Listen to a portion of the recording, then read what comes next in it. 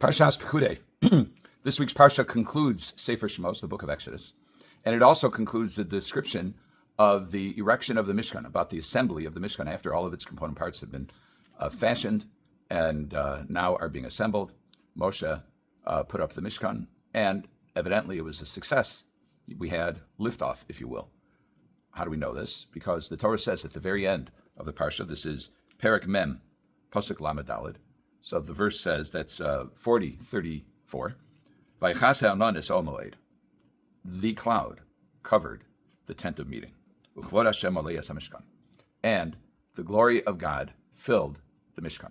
So we see the building of the Mishkan was successful because it became a place, a locus of the divine presence. The next verse says Moshe couldn't enter. It was so intense because the cloud was there and because the glory of God filled the Mishkan. And the commentaries say, and he had not been called. So it either means that he simply couldn't enter because of the intensity of what was going on there, or he was not allowed to enter because he had not yet been called. And Pasuk Lamed Vav, that's 36, now shifts into describing a different function of the cloud, which is when the cloud would depart, would lift from the Mishkan, so then the children of Israel would travel b'chol masehem in all of their journeys. The next verse says that if it would not lift, then they wouldn't travel and they would wait until it lifted. Last verse, Lamed Ches, Ki anan Hashem ala Mishkan yomam. The cloud of God was on the tabernacle, on the Mishkan, during the day. That means that the cloud was dependent on the time of day. It was there during the day. The Eshtia Lilabo, and there was fire in it at night. There is some discussion about whether the cloud stayed and the fire was apparent, or whether there was a kind of changing of the guard. It seems that the dominant opinion is that the cloud remained, but at night there was a glow. Some of the commentaries say this glow wasn't the glow, even though it says Aish, it wasn't the consuming Aish, it was consuming fire. It was more like the fire of the burning bush, which is that it was Bo'er, Vasne Enenu Ukal, that it was a non-destructive flame. And this concludes Leinei Kol Beis Yisrael B'chol Masem, into the eyes, it was visible to the eyes of all of Israel in all of their journeys. Now, when did the cloud show them where to go and then depart? Doesn't sound like that, because when it departed, that meant it was time to travel. So Rashi picks up on this slight ambiguity in the verse, and he says as follows: "Leinei kol beis Yisrael b'chol masehem," to the eyes, or the eyesight of the children of Israel, and all they traveled. B'chol masa shahayu nosim, in every journey that they would sojourn. Haya he'anon shochein b'makom asher yachanusha. The cloud would rest on the place that they were to rest. Makom chanayasan afhu karui masa. And Rashi adds a curious observation. He says the place that they encamped is also called a journey. How could that be? The place that they encamp is also a journey. So if we think about what function the cloud served, we see, number one, it served as an indication of the presence of God. And that was an indication that the undertaking was successful. But there's also something, a curious dynamic that takes place, which is when the presence of God is at its most intense, you can't necessarily get close to it. And Moshe wasn't able to penetrate, to enter into the Mishkan because of the cloud and because of the glory of God. So there's something of an oscillation taking place where the glory of God is there, but you can't go in. But there is a point at which you can go in, presumably with a lessening of the intensity. Now, the Nesiva Shalom, quoting the Slonimer Rav, quoting other Hasidic masters, says that this is symbolic of the journey. It says, L'chol b'nei Yisrael, b'chol masem, to all children of Israel in all of their journeys. And he says this is an allusion to an expansive reading of this dynamic. And it means not only in the desert, but also in the rest of Jewish history.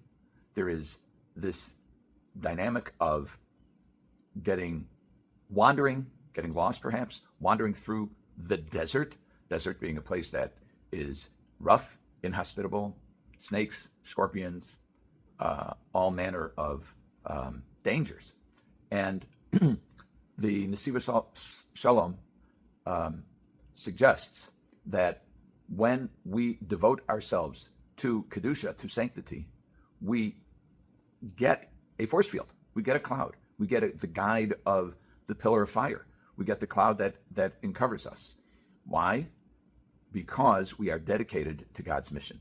And when we're dedicated to God's mission, we get a special shmira. We get a special guarding, protection. Elsewhere, the Gemara says that Torah is magna umatzla. The Torah protects and it saves. Now that could be the study of Torah. It could also be the performance of Torah. But the point is that our adherence to the Kedusha, to the sanctity of the Torah, is what preserves us. And we look around. The Jews over the centuries, we've been abused, we've been tortured, we've been persecuted, and we're here. We haven't escaped unscathed. We take it on the chin, or in biblical terms, we take it on the hip. And we may limp, but at the end of the day, we are Yisrael. We are resilient, which is implicit in the name Yisrael. We've mentioned this in the past. When Yaakov struggles with the enigmatic Ish, this man who Chazal say is Saro Shel Esav, the ministering angel of Esav. This is emblematic of the struggle of the Jew throughout history, which is that we are subject to attack. We are subject to persecution. And we do suffer from it, but we're never destroyed. The connection to the Torah is what preserves us. And historically, those elements of the Jews who have strayed from the Torah have been lost to the Jewish people. And the preservation of the Jewish identity comes from our dedication to things holy, to God's word and to his will. When Rashi says, Mokom Chanayoson, hu af hu koroi masa, that the place of resting is also part of the journey. This is a reflection of Jewish history. In other words, that we reach a certain place, we achieve a certain level of security in a certain place. We achieve perhaps a certain level of success, material success, even spiritual success. But it's a step on the way. This isn't the end. Wherever we are, it's not the end unless we are in Eretz Yisrael, unless we are in the land of Israel, unless we have the Torah and we are basing our existence, our society, we structure our society around the Torah in Eretz Yisrael, then we've achieved the goal. Until then, wherever we are, we're on the way. Even if we've been in a place for a long time, we're on the way. We are all on the way to Eretz Yisrael. We are all on the way to reclaiming the sanctity of the Jewish people. And the travails that we go through, the travails that we are going through now are, and we don't always understand why, and this is symbolized by the cloud. The cloud is opaque. You can't see clearly in a cloud. But nevertheless, it's there and it's protecting us. Kadosh Baruch Hu's presence is protecting us. Even though, as we said 2 Parshas ago, that when Moshe Rabbeinu said, show me your ways, hodieni na'as drachecha, hareini na'as kvodecha, show me your glory, show me your ways. It's not possible. Human beings cannot fully appreciate God or the significance of events as they're happening. But what we do know is that the trek will have challenges. It will have trials. It will have tribulations. It will have suffering. We will take it on the hip. But ultimately, if we connect ourselves to Kedusha, as the Nesiva Shalom says, if we connect ourselves to the sanctity of the Torah and we dig in, we will arrive in the promised land and we will thrive as a result of the protection of the Almighty and his bringing us to the complete redemption. Have a good Shabbos.